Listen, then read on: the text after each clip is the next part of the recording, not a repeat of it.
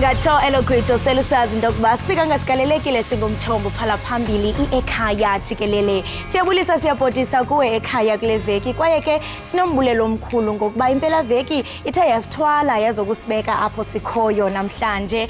Malunga nenkqubo ke yanamhlanje kuninzi esiza nako ngoba nangoku ke thina singabanye besikwi-weekend sipholile kodwa ke indaba zona azina pause azina weekend zingunaphakade. Namhlanje ke ungathi ulindele lamanqaku kusweleke abantu abasixhenxe kwiziganeko zodubulo eKapa. Kanti ke abahlali belokishi yaseLamontville eThekwini basichithile isiphakamiso sokuvalwa kweposi kule lokishi. Kanti ke xa singena kwezemidlalo iOrlando Pirates iphumelele indebe iMTN 8 kule mpelaveki siphuma kuyo.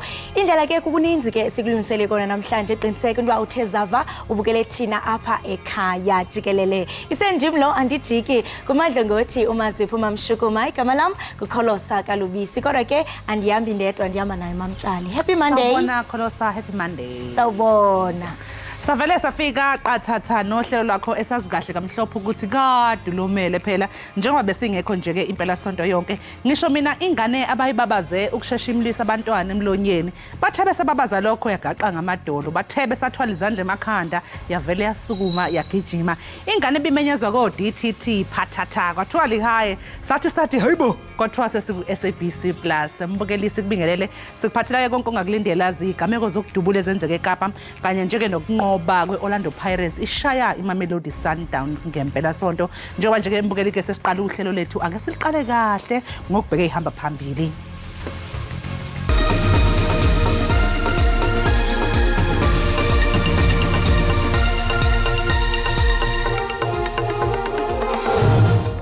Inside of my house there are 4 guys and me and my friend was there outside behind the door.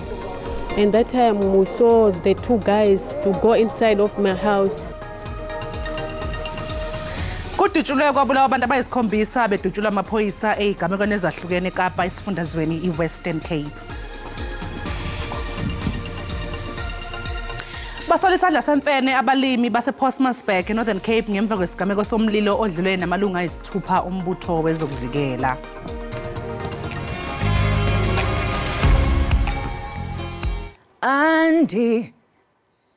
Andinanto ondize kanye nkosi ndize kanye nkosi yam. Molweni emakhaya igama lam ndingu Ikhona ndiyimvumi. Zenihlale ke nibukele Ekhaya Jikelele apha ku SABC Plus nonwabela izinto ezifana nezemidlalo ezendaba nazo zonke ezinye izinto enizithandayo emakhaya ningahambi.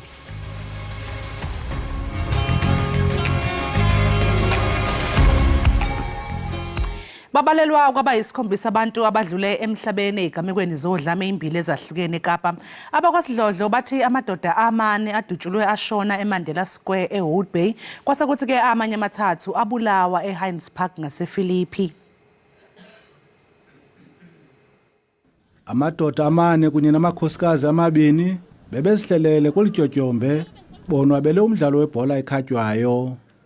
Amadoda axhobileyo athi angena ngesiquphe athulula imbumbulu ngokungenalusini ebulala lamadoda amane. We are there with my friends to chilling. Yeah, that time inside of my house there are 4 guys and me and my friend was there outside behind the door. And that time we saw the 2 guys to go inside of my house. Omane lamaxhoba kukholelwa ekubeni ngabemi baseMalawi. We needed to send the border to home, but it's going to be difficult now. We see what we can manage because we've been staying now together with other family members. Then we can make it little. Then we're going to send the border to home. Amanye amadoda amathathu nawo abulewe ngendlela ehlasimlisa umzimba eHines Park cebukuhle ePhilippi. Provincial Serious Violent Crime detectives have opened a triple murder docket as well as an attempted murder investigation after a teenager and 2 men were killed in Hines Park, Samora Machel on Saturday evening. Reports indicate that yet to be identified gunmen shot 1 victim multiple times, stabbed another and hit a 3rd one with a brick. All 3 died on the scene. Meanwhile, a 4th person who was shot in the back was transported to a medical facility for treatment. ukanti akukho bani usele enqakulwe ngezi zehlo zozibini. Abantu abama-20 ubuncikane esele bebulewe kwisithuba seveki ezimbini kwizehlo zohlaselo ngobundlobongela kweli leKapa. Ndingumlamli Maneli weendaba ze-SABC eKapa.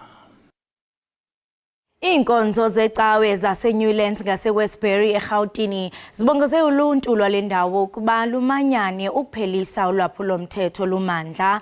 KoLwesihlanu ebusuku eNewlands kututyulwe kwaphula umfundisi webandla i-Eagles Christian Centre zizikrelemnqa. Umphakathi walapha namanje usethukile emva kwesehlakalo sokubulawa komfundisi uDwayne Gordon obefike enkonzweni njengesimenywa sosuku. Kunokhathazeko okukhulu ngendlela yokusebenza kwamaphoyisa ekulandeleleni umkhondo. A phone was apparently traced to one of the taverns where the perpetrators was, and the cops they were afraid to enter this premises to go and retrieve the phone.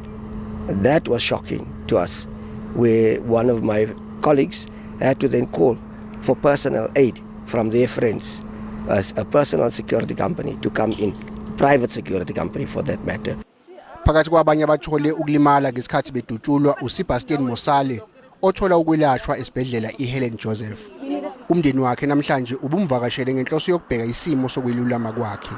I just want justice for my husband, and they must stand together. If they know the people, they must bring the people to the front, and they must admit what they did was wrong. Umphakathi wendawo ubona sengathi labo abasemandleni abawunakile umphakathi waseNewlands naseWestbury. We are going to go back and ensure that whoever we need to poke and press to come and assist, whether it's police or this department or that provincial department, will do our best to bring them up to speed with what is happening, and they must come and address the community. You see, this is what needs to be done. Amaphoyisa asathungatha labo abagasele esontweni badubula baphinde bathatha nomakhalekhukhwini babazalwane. Abalimi basePostmasburg naseLohatla eNorthern Cape abakhahlanyezwe umlilo odlule namalunga ayisithupha ombutho wezokuvikela iSANDF basola isandla semfene njengoba bethi lo mlilo wequbula uhleliwe. Umlilo wangolwesihlanu odlule nempilo yamalungu ombutho wezokuvikela ayisithupha kwathi amathathu angeniswa esibhedlela ubungekabhulwa wonke namhlanje. Kepha-ke iSANDF ithi asikho isidingo sokwethuka njengoba ithola usizo lokucisha. Kunomlilo osaqhubeka njengamanje le enhla nendawo esenzela kuyona esivivinya kuyona. Kodwa lo mlilo siubhekile na ukuthi ungangeni ngaphakathi enkampeni. Amalungu ombutho wezokuvikela beqeqeshwa esikhungweni iVukuhlome alahlekelwe yikho konke ngenxa yomlilo kanti kulindeleke ukuthi umnyango wezasekhaya uzosiza ngokubhalisa kabusha omazisi. Clifford Givers received a call from the SANDF yesterday afternoon requesting urgent assistance for 1,300 military personnel who lost all their personal belongings on Friday afternoon in a devastating fire. Abalimi abakhahlamezekile banxusa iziphathimandla ukuthi ziyibhekisise imililo yequbula elokhu ihlasele kusukela ngoNhlangulana kanti labalimi basola ukuthi kunesandla semfene. There might be a big possibility that the high amount of veld fires is organized crime at the moment because it is happening at strange times and at strange places, and currently we don't have any lightning. Umnyango wezolimo eNorthern Cape usuzibophezele ngokwelekelela abalimi abakhahlamezekile kanti kusasa kulindeleke ukuthi imindeni yabaphangalele izohlonza izidumbu zabathandiweyo bayo.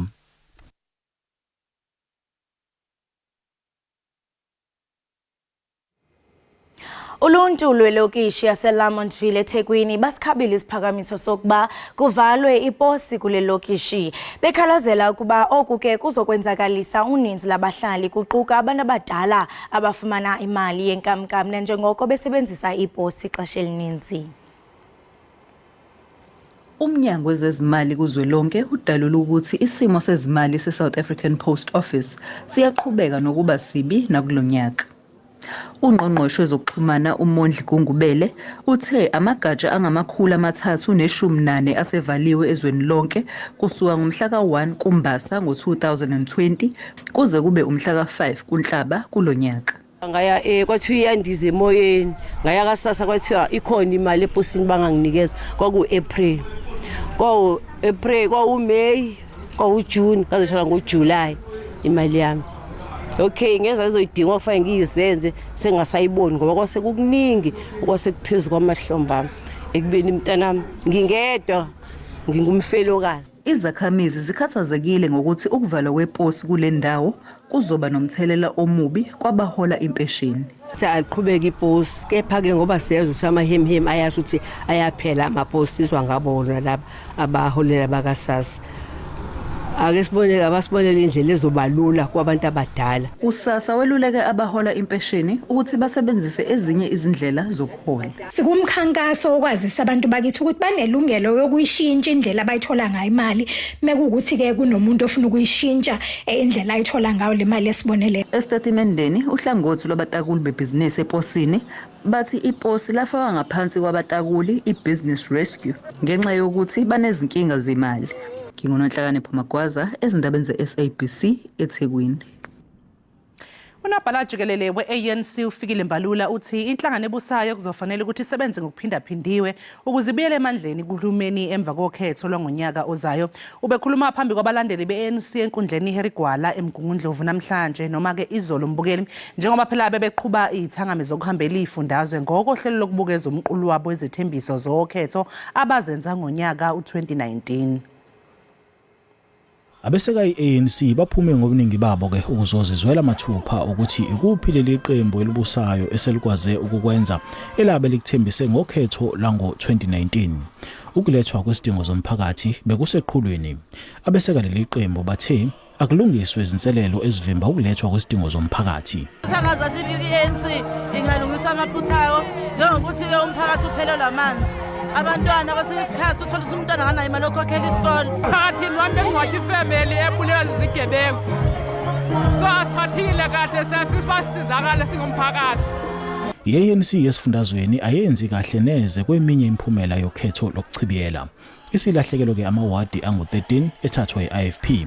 Umbalula uvumile ke ukuthi njengeqembu abagculisekile ngezinga lokulethwa kwesidingo zomphakathi. It's not a given that the people come 2024 will vote for the ANC. We work very hard for the victory of the ANC. We know that the ANC must be united. A divided ANC does not inspire the nation. Our organization must inspire the nation. Umbalula uphinde wanxusa ke iqembu ukuba libumbane lenqande ukubulawa kosopolitiki. Alinganiselwa emashumini ke amabili amakhansela abulewe esifundazweni ngonyaka odlule. NginguSimphiwe Makhanya wezindaba ze-SABC ngisemgungundlovu. Unobhala Jikelele we-SACP uSoli Maphaila uthi baxhalabile ngabanye babathunywa bakahulumente abangesenamandla kumbono wokuphucula impilo yabantu boMzantsi Afrika. I-SACP bambe inkomfa noNondaba kulandela inhlanganiso yayo yentsuku ezintathu eBramfontein eGauteng. Our revolution is literally contaminated badly. It's not what it's supposed to be. And I think that everyone who has studied our revolution knows this very well. We are not where we should be. I think we are in a worse off situation, partly because of lack of political respect for political mandate of the ruling party. If you go and assess the manifestos of the ANC from 1994 to now, and see how we have left out, deviated from the core things, the developmental part, the full involvement of the people in their own development, as established in the RDP, for instance, whether it's in tackling housing crisis and everything else, the tenderization of the state, the emergence of compradorial class. Basically, there's a group of individuals in the state system that works for themselves through collaborating with private capital and other countries.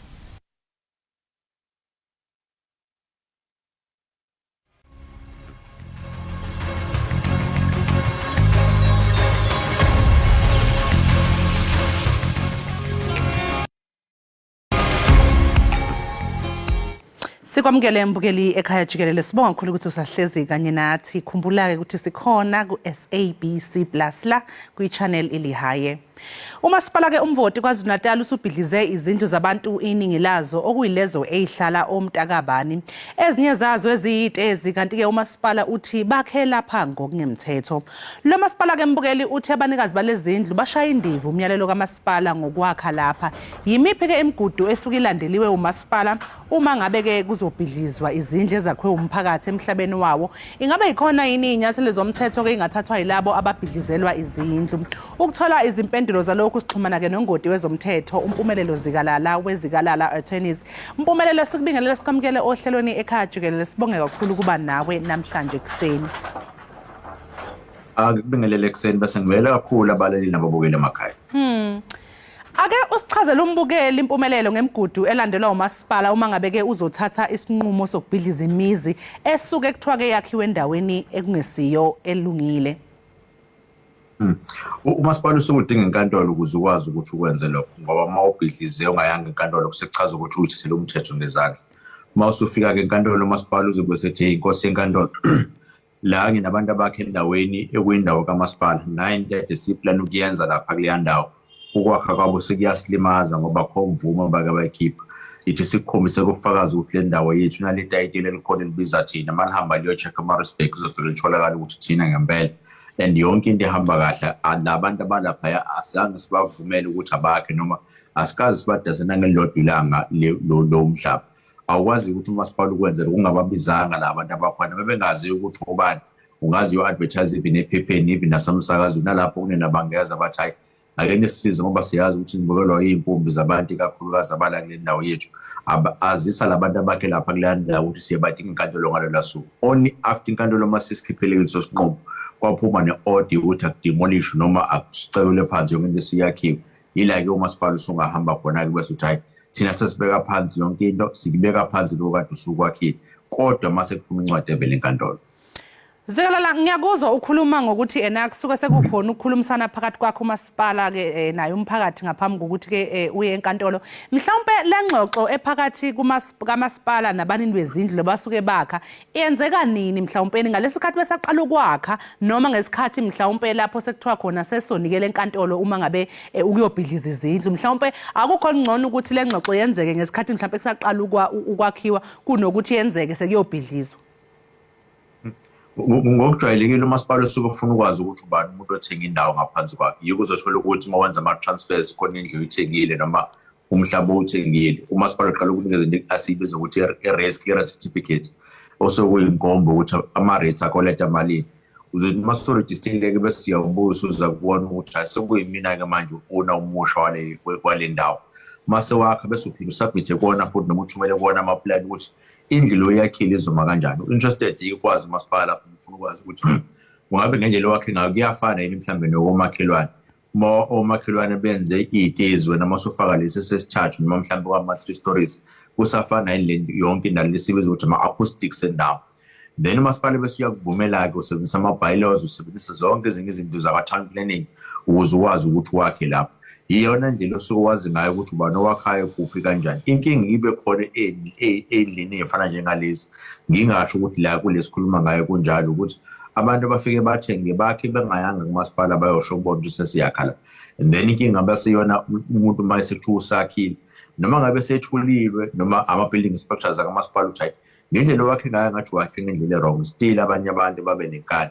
Yikubona kwephuma ama-demolition orders afana njengalawo kusuke sekufike ekugcineni nokuxoxisana kungasekho ngoba noma ngabe kuthiwa uyaxoxisana nawo uma kuthiwa usuwakhile uma ungakakhi umasipala uzokutshela into eyodwa asiyidayisa indawo soyisebenzisela enye into susa lokho osukufakile wena ngoba bekuwumsebenzi wakho ukuthi before ukhiphe imali yakho uyothenga isitini nosemeni akubheke ukuthi la wakha khona kuyindawo e-right yini nendawo ovumelekile yini ukuthi wakhe kuyona.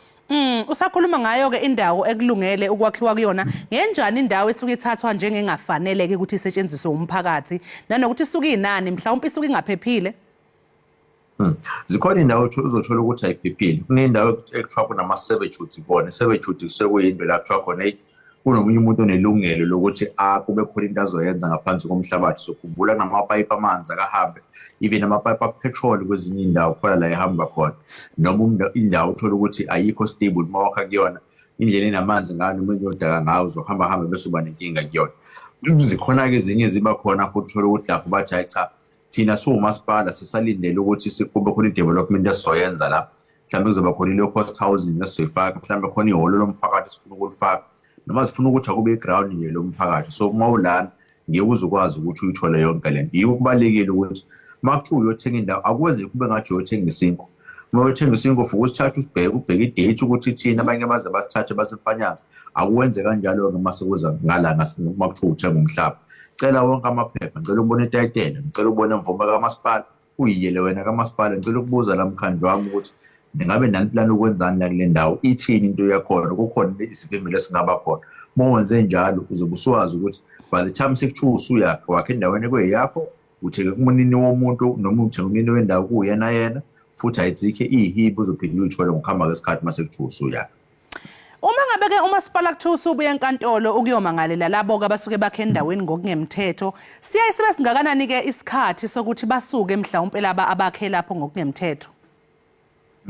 Kuyadependa ukuthi inkantolo izokhipha isikhathi esingakanani. Inkantolo mhlawumbe ngasho ukuthi hayi ngimunikeze iy'nsuku eziwu-30 noma eziwu-60 kuphela ukuthi nisuke niphele lapho. Uma ngabe lihlulekile ukwenza lokho ngiyanikeza umasipala imvumo lokuthi ubize abantu abazofika no-bulldozer abanisusele nini lapho kuleyo ndawo ngoba ngiyabona ukuthi ngathi ngiyadembesela kukho ukunyakaza ngisifuna ukwenza.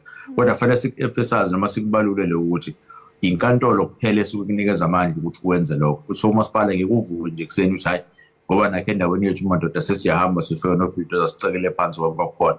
Kubalulekile ukuthi iqale enkantolo kube inkantolo ezokunikeza leyo mvumo khona uzobonakala ukuthi engathi uthatha umthatho wena ukubamba ngezandla zakho. Manje impumelelo yiziphi-ke iy'nyathelo ifu zikhona ezomthetho engathathwa ngabanikazi izindlu ey'cekelwe phansi njengoba phela kusuke kusho ukuthi umuntu uselahlekelwa imali njengoba ngibuka nje lapha esithombeni yibuka leya bulldozer nje yehlisa idilize laphana uyabona ukuthi hayi bese kwakhiwa impela futhi uyabona ukuthi nalo umuzi ongabizi nje imali encane. Angaya enkantolo afika athi ngicela umasipala ukuthi ungikhokhele lo ibe sengikwakhile. Ngiyazi ukuthi ngeke ngingakhele kabusha ngoba anginayo imvumo ukuthi ngakhe khona uma ngabe imvumo ayikho. Kodwa ngicela ukuthi ungikhokhele khona ngizokwazi ukuthi ungibeke endaweni ebengizoba kuyona uma kuthiwa bengiyidilizela mina. Mhlawumbe ngizodiliza kahle nje. Uma ngidiliza still iy'tini ngikwazi ukuthi ngiyisave uma benginikeza isikhathi esithanda ukuthi sibe siningana. Ivina lesibiza ukuthi rubble ngihambe ngiyidayise kwenye indawo la ebuye isebenze khona. Kodwa ngoba bona sebenzi kanje sebechekele phansi konke namaplani ami awabeke eceleni. Ngicela ukuthi umasipala ungibuyisele konke lokho esengikukwenzile noma esengikukhokhela including ney'ndleko zami zokuthi ngigijime ngize la enkantolo ngoba bengeke ngize helibhini kuthiwa umasipala ubuwenza kahle zonke izinto zabo.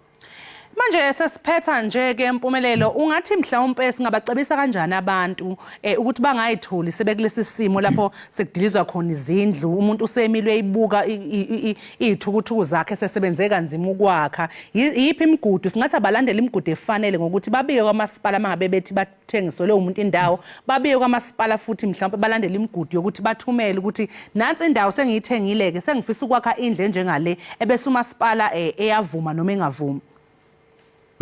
Ake siqale nje ngisathi kusadayiselwana. The only abantu afanele batshene uma kuthiwa bakhuluma ngomlomo inina kuphela ngoba nisuke nezinye izinto ezisetsheni ngiy'tori zenu. Wonke omunye umuntu uzofika kuwena athi nginendawo la ngicela ukukudayisela ithi hayi ngiyakuzwa ngicela ukubona lawo maphepha ukuthi athini. Bona itayitela uma ngabe lingekho itayitela ubheke i-permission to occupy bese uyahamba uyo-check-a lelo tayitela ukuthi liyilona ngempela yini.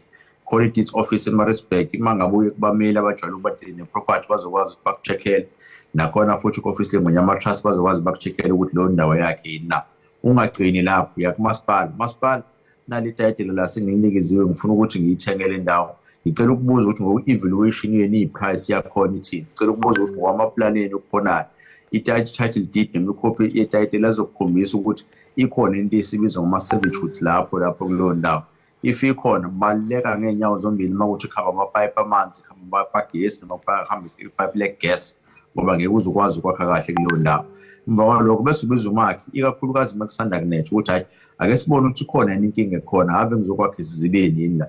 Masiwenze njalo bese uthi hayi-ke sesingahlala phansi-ke bese siyaxoxa asingamshiyi kodwa ummeli ngaphandle okuyena uzosilungisela i-contract ukuthi sidayisana kanjani nemali futhi asiyithathe siyigcinise yena uyoze uyithole once i-property yeza ngakumina nawe bese uyayithola-ke nawe masipala ngokushiyi ngaphandle mase ngitholile ukuthi imvumo yonke into ehamba ngohlelo cela ukubona ama-rates namanzi nogesi ukuthi kukoleta malini uma ekoleta umkhumbuzo ukuthi uyakoleta njalo ngicela ukuthatha kule mali ebengizokhokhela kuyona ngoba angifuni ukusala nesikweletu samasipala. Yizona zonke izinto ekufanele uzenze lezi esike sibiza ukuthi due diligence ukuze uqiniseke ukuthi awungeni kwi-transaction noma ekuthengeni umhlaba ozogcina ukubangela inkinga ngokuhamba kwesikhathi. Manje impumelelo ngesikhathi-ke inkantolo kanye nomasipala kuthatha isinqumo sokuthi kuyabhidlizwa izindlu, ingabe kuyaqatshangwe noma abantu baye banikweni mhlawumbe ama-alternatives ukuthi-ke bahambe bazohlalaphi noma bakhe kuphi? Kuyadepend, ikakhulukazi zokuthi uma usubheke bese uyabona ukuthi la bantu abakhe la bantu abanjani. Njengokade usho ukuthi engathi abantu abadla izambane likabona. So ave kuwukuthi mhlawumbe bayefuna ukuthi bahlale kule ndawo yibona nje abangenzanga kahle ngokuhamba komthetho. Umbuzo bese uthi sowuplanishelani kumasipala usuplane kahle izinto zawo ngenxa yabantu abangahlalanga phansi bathi thina kasambe siyo research ukuthi le ndawo sifuna ukuyithenga iyona yini.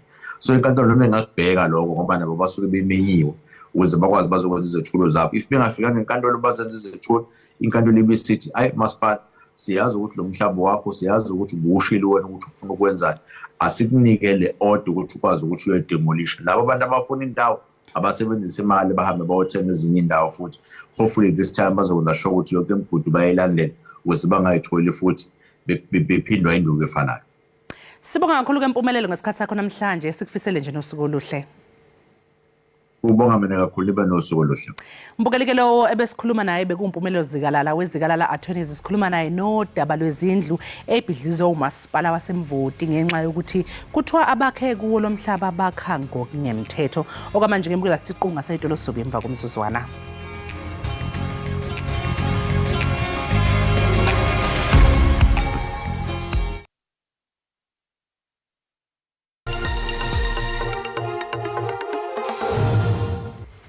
Isihlabani somsubathi waseNingizimu Afrika uThabang Msiyako uthi inhloso yakhe enkulu ngonyaka ozayo uqhudelana emjahweni yamazwe kanye nezwe lakhe.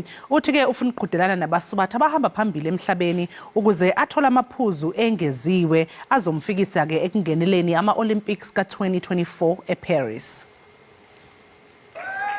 Lembaleki uThabang Msiyako ineminyaka yi-28. Kwaye wamkelwe njengeqhawe kwisikhululo somoya saseGqeberha. Ezinye iimbaleki ebezimele iTeam SA kuquka uAaron Geland, Precious Mashele noSteven Mukoka. Iqela leTeam SA zange laphumelela mbasa kwi-half marathon susela ngonyaka ka-1999. Like I'm over the moon. Ngijabule kakhulu, ndiyavuya like for umsebenzi osiyenzayo apha as a group no coach wethu like usibambe kahle. Thabang Msiyako imbaleki yeqela iKamva Athletic Club elasekwa ngonyaka ka-2011. I-training camp yethu iyasebenzela ezimbaleki zonke zihleli zikwi-base A1 and ndimbulela umasipala wethu Mbaxa, ndimbulele ne-sponsors zethu ezi-private for into yoba babe kanti siyakwazi ukufumana ithuba elinje lokuphuhlisa abantwana bakuthi. NokaMsiyako kunye nenye imbaleki uMelkhaya France baza kuthatha inxaxheba kolunye ugqatso lo-10 km oluza kusindlekwa lelizwe lase-Italy kwinyanga kaDisemba. Ndinguzolani Moya weendaba ze-SABC ndiseGqeberha kwiphondo leMpuma Koloni. Mbukeli okwamanje-ke sekuyisikhathi sokuthi siqunga ngapha ngaseyitolo, kodwa-ke mangabe sibuya sizobe-ke sesiba nengxoxo nosolwazi uNtsikelelo Breakfast sixoxisana naye-ke mayelana nodaba lokuthi iCope nayo isiyakhe olwayo umbimbi namanye amaqembu ezombusazwe ukuze bezoba ngamaqembu aphikisayo okhethweni lwangonyaka ozayo. Kamanje kasiqunga ngaseyitolo, siyabuya emva komzuzwana.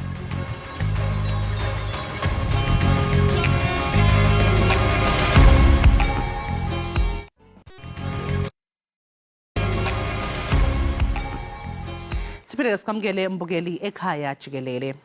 Ezwenikazi Afrika kuvamile ukuthi izinhlangano zomzabalazo ezakhethwa abavoti okokuqala ngaphambi kwenqubo yentando yabantu emva kweminyaka engu-20 ziqhoqhobele amandla ombuso zesekwa iningi zigcineke iphundleka amandla ngenxa yokwehluleka ukuhlangabezana nezimfuno zomphakathi. NeNingizimu Afrika ke ibhekene nesimo esithi asifane. Nakho phela iANC komasipala isicuphisene namanye amaqembu yabelana nawo amandla okuphatha. Njengoba nje sesibheke okhethweni likazwelonke mbukeli ngonyaka ozayo u2024 ukhona umuzwa othi kungenzeka ukuthi umphumela wokhetho kuzwelonke naseyifundazweni ezithile uphoqa amaqembu ahlukahlukene ukuthi abuse ngokubambisana. iDemocratic Alliance ihole phambili ke ngokungena esivumelwaneni namanye amaqembu ukwakha umbimbi lokubusa ngokubambisana. Manje ke neCope nayo isiyenze ke okufanayo yahlanganisa amaqembu amancane ukuze abuse ndawonye emva kokhetho. Uxoxa kabanzi ngalolu daba sixhumana ngohlelo lweZoom nomhlaziyo zombusazwe uSolwazi uNtsikelelo breakfast. Solwazi sikubingelele ekseni sibonga kakhulu ngesikhathi sakho lapha ekhaya Jikelele. Lizibusela komsakazi. Solwazi uqoka ukuthi lamaqembu ayihlanganise ndawonye ingabe kungukuvuma induku yini ukuthi cha alikho iqembu elesekwa ngokwanele ukuqumba phansi iAfrican National Congress? Msasazi ngoba umbutho olawulayo iANC ngumbutho oye wabaselulawuleni since 1994 and umbutho omkhulu ke nangona since uye wasilela uzisinkonzo uye waluza ivotes but xa ujonga imeko ezopolitiko eMzantsi Afrika akekho umbutho onokhupha iANC ngokunokwawo akekho. Why? Because if ujonga iDA ina 20%, if ujonga iEFF ina 11%, there is no way iDA can jump from 20% to 50% over 50. In the same way, EFF cannot jump from 11% if we manage 50%. So it means baba funeka zisebenzisane.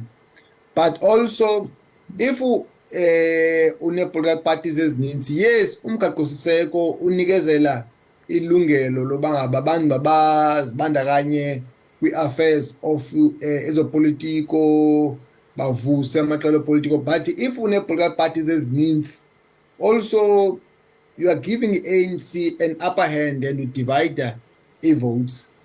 I think sine-political parties ezininzi too much ezininzi ngamandla eMzantsi Afrika. But respond to your question yakho, ayikho i-political party enokhupha i-ANC ngokunokwayo iyi-one. I'm not saying that ANC ayinokwazi ukuphuma elulawulweni, but ayinokwazi ukukhutshwa i-political party iyi-one. No wonder sisebenzisana nje. Manje la amanye amaqembu aphikisako yini mhlawumbe eyenza ukuthi ke wona akhethe ukwakha olwawo umbimbi okungasho phela ukuyihlangula kulolu mbimbi lolu lwe-DA? It's because iDA abanye ezinye political parties zibona as i-political party engawahloniphiyo amanye amaqela ebhulishayo. I mean umzekelo sibonile kwenzeke intoni eJohannesburg municipality apho iDA ithe i-Patriotic Alliance ayinokwazi ufumana ipost ethile iportfolio ethile kwi-mayoral committee because abakho abathembakala abakho trustworthy. But the very same people kaba win outrightly, because if une coalition it means that akho mntu winileyo, but iDA igqi yona izenza ingathi yona party inkulu yabo. And sometimes xa bethetha bajongela phansi ezinye political parties eziningi, like they talk about smaller political parties nezinye izinto. So ezinye political parties azithandi the way iDA esebenza ngayo namanye amaqela amaningi. That's why even phakla multi-party charter ezinye political parties kazifuna by part of yona, like i-UDM nezinye political party ATM, because iDA lena actually ifuna undermine role smaller political parties because ithi makubekho i-threshold, makubekho i-percentage ebekwayo for i-political parties ukwazi uba ne-seats eparliament. So yeah, ithathwa as if ijongela phansi ezinye i-political parties. Solwazi uma ngabe ke ubheka izimiso ke zalamaqembu ke manje ingabe ziyefana yini futhi ke lokho kuzoba namthelela muni kulolu mbimbi lwawo? You see, a lot of political parties, they've broken away kanye suka from ANC, COPE, EFF, UDM, even IFP, Yeah, so yeah, zininzi political parties suka from ANC and zine ideologies kanye zinenkolelo ezifanayo which confuses abavoti basically. Also it divides the votes and inike ANC upper hand bangabayenze ngcono even though ingasebenzi ingenzi enough. Wesolwazi njengoba nawe ukhuluma ke ngendaba yokuthi lento iconfuse ama-voters engabe-ke abavoti bona basuke benalo yini izwi kulezi ivumelwano nanokuthi kushiya kuphi umphakathi nedingo zawo ngoba ngiyacabanga ukuthi omunye mhlawumbe umvoti angasho ukuthi mina elami iqembu engizolivotela ileli noma engikhetha ukuthi ngilivotele ileli kodwa-ke manje bese beyibona bengasazi ukuthi benze njani uma ngabe leli iqembu umuntu athi uyaleseka selihlangana libe umbimbi naleli iqembu yena bethi uyaphuma kulo ngoba engakholelwa kulo ukuthi bese kumbeka phi ke umvoti lokho. Okay, my view is that kukho i-connection between indlela abantu abavota ngayo kunye nongaziswa kanye noziswa kwenkonzo. If inkonzo azizi eluntwini abantu baye bangabi namdla wovote. That's why ku local government elections abantu ekhaya bavole nokuthiwa i-voter turnout below. So the point is that in as much as the ANC I believe isenayo i-majority but abantu abaxolanga the manner in which ezisa ngayo inkonzo therefore bahlala ezindlini bangavote and then ilose.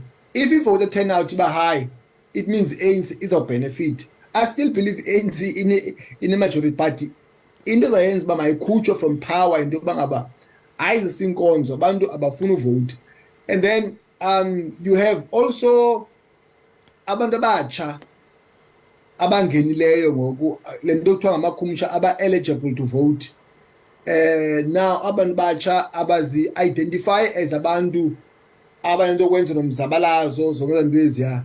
So ubona ke ngoku sometimes iyaba confuse kumba bavotela iphi because abantu abadala bona ba clear bavotela a people party because they understand bangaba into nabaye experience and so on. But youth voters ngoku sine youthful population voters ezininzi zintsha. I think ilapho ke ngokule confusion ba ndivotele iphi party votele le. Sometimes to have umntu omtsha ezinkokheli iyakwazi ukwenza utsala abantu abatsha bavotele lo party because bas identify with umntu ongathi ulingana nabo than umuntu omdala. Solwazi ukhetho olusemome so ingabe likhona yini ke iqembu elinothuba lokuthi ke noma ithuba nje lokuthi amaqembu amancane enza umehluko okhethweni? Emsasazi ke because i-democracy funeke zawuthi i-create i-space for i-voices get voices for abantu abaninzi because if zawuthi ke zi-groups ezithile ezi-left out uzaba nongquzulwana kwi-society. So you need i-political parties ezincinci nazo zibe ne-voices eparliament. That's why mna I support inantsika lento kuthiwa i-proportional representation, which is a PR system, because the PR system allows political parties to get its seats proportionally gokwe percentage, which avoids noba babekho ungquzulwana kwi-society. So I'm saying ikhona role political parties in party at the same time not is be too much is be ninzi caba yo hayi lokhu uyabona zi too much. Solwazi njengoba ulokhu ngiyakuzwa lokhu uPaula ngodaba lokuthi ke maningi lamaqembu ezombusazwe lapha eNingizimu Afrika. Omunye umbuzo usungathi wesolwazi kungani pho mhlawumbe lamaqembu aphikisayo kuwona amakhulu kungani wona angahlangani mhlawumbe omabili noma omathathu ukuze akwazi ukuthi ke akhiphe athole lokho akufisayo ukuthi ke akhiphe iNC emandleni? Okay, so we top 3 you have ANC, then you have DA, then you have EFF. Now, I'm sure you remember after inansika uSteinhuisen esanonyulwa, the first thing wayithetha into bangaba EFF enemy of DA. Now, do you think if umthethelo hlobo uzakwazi usebenzisana nalo political party, because immediately usithi le political party enemy, it means that lo political party is a fighter back nayo, so ngquzulwane luzakuqhubekeka. But also I think political ideologies as a believer kuzo as fun, I mean DA thathwa as if iparty abantu abamhlophe, EFF iparty yabantu abamnyama okanye iparty radical. But also there's an issue of power because the question is, if you join forces, power uzayishare njani na? So I think there's issues as bangaba. I think if as political parties they can come together under one umbrella, not as dominate to a party like umzekelo lento ye moonshot pact okanye ye multi-party charter. If DA is our identity as a DA is a problem. But if you say do away with as political identities and have inansika identity A1, then it's better that way. Solwazi emazweni angaphandle mangabeke nje ungaqhathanisana nakuleli engabe khona kuhamba kanjani mayelana lezi vumelwano, ngoba lapha eNingizimu Afrika sesike sabona ngokuthi ukubusa ngokubambisana kwamaqembu ezombusazwe ahlukahlukene masibheka nje abanye umasipala lapha eNingizimu Afrika esibonayo ukuthi ayicha ungathi kuba nezingxushunxushu kube nokungaboni ngasolinye phakathi kwalamaqembu mangabe sekumele ukuthi ke abuse ngokubambisana kulo masipala. Uma ngabe kuba nezinkinga komasipala kungaba impumelelo engakanani ke mhlawumbe sekuthiwa kubuswa izwe manje? Yabona i-question ebalekileyo ibuzayo, because if political parties azikwazi umanage i-coalition formations on a small scale, how much more on a large scale?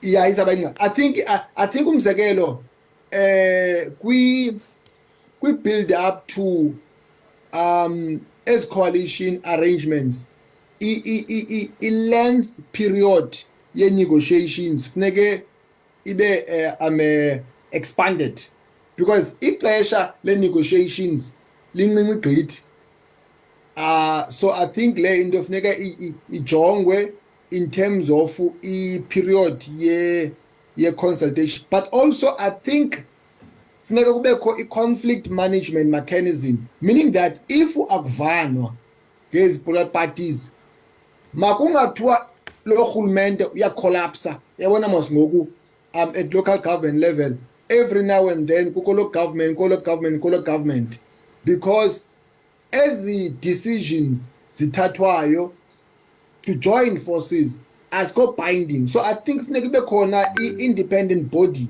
ezakwazi u-enforcer as agreements, and also it doesn't mean that because kukho i-disagreements government must collapse. Hayi cha, siyabonga kakhulu ke Solwazi ngokuthi ke usithekele ulwazi la ekhaya jikelele, sikufisele nje ke nosuku oluhle. Sibonge kakhulu lo ke mbukele bekusolwazi untsikelelo breakfast besixoxisana naye mayelana nehope esihlanganise naye olwayo umbimbi lwamanye amaqembu ezombusazwe ke ukuze phela babe umbimbi ebese bekwazi ke ukuthi ke ngonyaka ozayo nabo bathi ba contest ukuphatha ke kweqembu elibusayo lapha eNingizimu Afrika. Okwamanje ke mbukeliso nje ke qunga sayitolo, kodwa mangabe sibuye sobuya ke sesingene ehoreni lethu lesibili sesikwazisa ngehamba phambili.